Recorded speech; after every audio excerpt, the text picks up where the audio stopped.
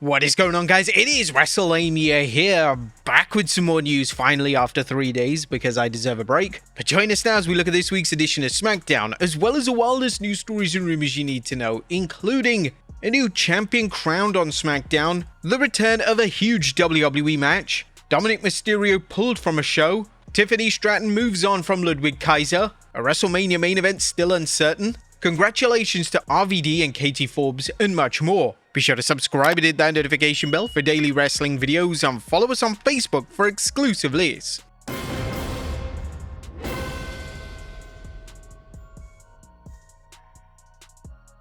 Now, as always, we won't recap the matches, but just look at the good, the bad, and the downright ugly.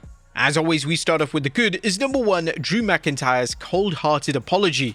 Drew McIntyre's ability to feign sincerity while maintaining his reputation as a complete asshole was evident last night as Drew gave the most half-hearted of all apologies to referee Dan Engler before insulting Engler and daring the much smaller official to hit him. This was just a warm-up though for Drew McIntyre as he gave SmackDown general manager Nick Aldis and Cody Rhodes the stipulation for his 9th January match against the American Nightmare, the return of the 3 Stages of Hell match. And knowing Cody would be stripped of his title if he laid a finger on Drew, McIntyre insulted Rhodes with a cold-hearted buzz that he'd send Cody to hell after the match and for Cody to say hi to his dad Dusty for him. Cody charged Drew after breaking free of Nick Aldis, who was trying to keep Cody from doing something he'd regret, but he'd walk right into a Claymore. Now, we have talked about how poorly this feud has been booked, but actually last night, this was the first time somebody pumped some life back into this storyline. And to have this as a 3 Stages of Hell match makes it even better. Number 2, Ilya vs Carmelo Classic.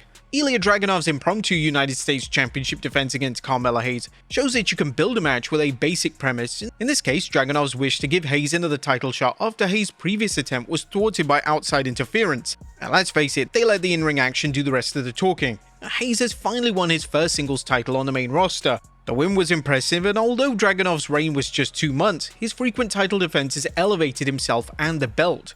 With any luck, WWE will give Hayes a lengthy reign to help fans forget about his year's worth of inconsistent booking.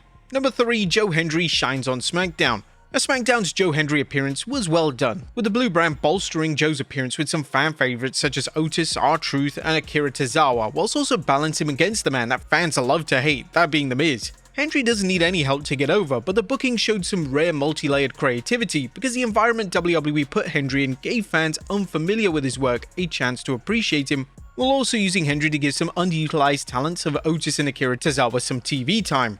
The Miz was the ideal opponent for Hendry as he's the anti-Hendry, someone who craves attention, goes to ridiculous lengths to get it, and always comes up short. As long as WWE doesn't book Hendry into a series with The Miz, this was an excellent example of how to use The Miz. Number 4, Charlotte vs Lash blockbuster bout. A Flair vs Legend was a strong match that continued WWE's push of the former NXT superstar and the story of an intense rivalry over the Women's Tag Team Championship. It was a close match and WWE wisely chose to give the Queen the win, showing that while Lash is on the fast track to the top, she's not there just quite yet. Number 5, Trick Free Agency. Now, will Trick Williams defy the odds and successfully make the jump from NXT to the main roster? The odds are against him as we've seen far too many talented players from NXT flop on the main roster, but booking Williams as a free agent could be the edge he needs. His free agency status elevates him as more than just another NXT wrestler who ended up on Raw or SmackDown, and positions him as someone both brands want to sign, which in turn makes him a big deal. And an excellent episode for a taped show. SmackDown was an entertaining show for the most part, something surprising given how bad the Blue Brand has been for most of the year. Even more surprising was that this was a taped holiday show and WWE could have easily phoned it in, thinking fans wouldn't be tuning in the day after Christmas. Instead, SmackDown provided some solid matches and it forwarded storylines. But that was good. What about the bad? Is number 1 is someone sabotaging Jade. And with someone in management trying to sandbag Jade Cargill's WWE run, how else to explain a boring program against Mishin and B-Fab, 2 talents whose win-loss record suggests that they have no business battling Chelsea Green, let alone WWE's Women's Champion. WWE portraying Jade as a bully might work if Mishin or B-Fab stood up to her, but so far they may as well have been fighting Brock Lesnar. Jade has nothing to gain by beating 2 wrestlers booked as lightweights, while Mishin and B-Fab will continue looking like glorified jobbers if they continue to be Jade's punching bag. Even if Mishin or B-Fab get a surprise win over Cargill, fans know it won't be for the title and it's nothing but a pretext for Cargill crushing one or both ladies. Number 2, a lousy build for a 3-hour SmackDown. Now, unfortunately, WWE doesn't seem all that concerned with making it a must-see event, as next week's card is full of matches that fans have seen endless times, that being Aleister Black vs Damian Priest and Jade Cargill vs Michin in a non-title match. For a 3-hour show, the only highlight is a fatal 4-way involving Alexa Bliss and Charlotte Flair, Nia Jax and Lash Legend, Io Sky and Rhea Ripley, and WWE's Women's Tag Champions, the Kabuki Warriors. Other than that, it's pretty much a non-event. And are we getting another endless feud? Now we'll keep this one quick, but why are Damian Priest and Aleister Black still feuding? There's no title at stake and Priest got his payback on Black for fireballing him. Hopefully next week's match marks the end of quite an underwhelming series. As nothing downright ugly, as Smackdown did quite a lot in the 2 hours it was given, and we hope to God that they'll be able to use the 3rd hour effectively. But what do you guys think of this week's Smackdown? Let us know in the comments down below. Now let's move on to the news. Our first story looks at Backlash returning to Puerto Rico. Atop of today's news, there's a story WWE fans in Puerto Rico will be interested in, as the company is expected to return there in 2026 for its Backlash PLE.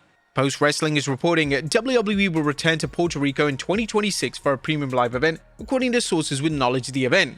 The promotion is set to stage Backlash in San Juan, Puerto Rico, according to multiple sources who informed John Pollock and Brandon Thurston. While we've not confirmed the exact date, a source with access to an internal calendar indicates Backlash is listed for Saturday, May 9th.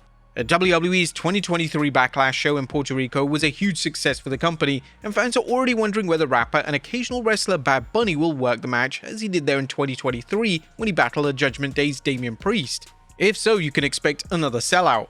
Next up, the return of a major match. Now it's official, Cody Rhodes will defend his WWE Undisputed Championship against Drew McIntyre on the 9th January Smackdown in a 3 Stages of Hell match. Now, these matches are quite rare, as they involve 3 different stipulations in a best 2 out of 3 falls contest, and it'll be one of the most violent scenes on WWE TV in some time. It also has the potential for Drew McIntyre to do what he's been trying to do for the last 3 months, beat Cody Rhodes for the title. Unfortunately, he was unsuccessful at a Holiday Live special in Baltimore last night, and this was a no DQ match. So are they ready to put the title on him? Next up, bad news for Dominik Mysterio. Now, is Dominik Mysterio really injured so much that WWE had to pull him from a show? Fans grew concerned after 20th December's AAA show, where rumor has it that Dirty Dom may have injured his shoulder. While his status remains unclear, Wrestling News reported on December 27th, WWE went on another live holiday tour at the CFG Bank Arena in Baltimore, Maryland. Initially, Rey Mysterio vs Dominik Mysterio was featured on the card, however the actual show saw Grayson Waller take the spot of the latter in the opening bout, with the Hall of Famer taking home the victory. Mysterio is currently a double champion, which makes a potential injury all the more problematic. And in WrestleMania just being 4 months away, and an injury could dramatically change WWE's plans for one of its most valuable stars. Next up, Tiffany Stratton moves on from Ludwig Kaiser.